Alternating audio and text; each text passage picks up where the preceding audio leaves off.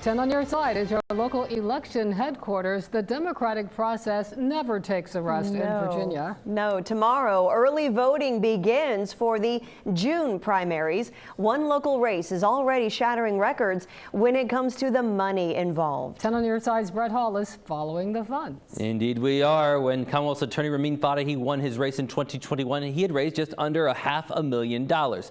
Throughout the entire campaign, according to the Virginia Public Access Project. That money came in over a year-and-a-half time frame. Well, according to that same source, in the first 3 months of this year alone, the man now looking to unseat Fatehi has surpassed that amount.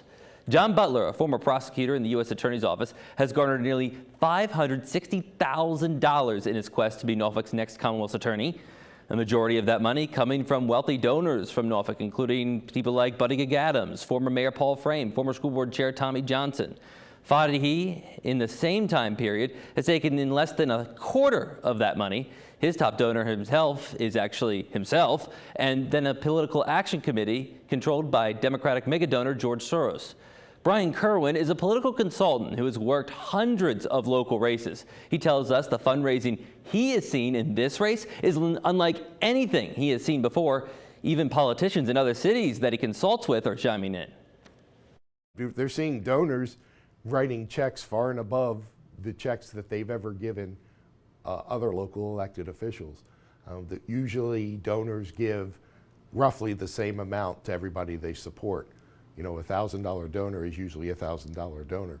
A $5,000 donor is usually a $5,000 donor. In the Butler race, we're seeing the check writers writing amounts far and above what they usually donate.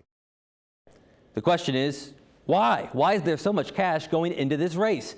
Well, we talk with one of the donors as well as Fatehi as we go following the funds on Wavy News 10 at 6. Brett Hall, 10 on your side. Once again, early voting begins tomorrow and will run through June 14th. Primary day is Tuesday, June 17th. Your votes over on the next month will determine the November election.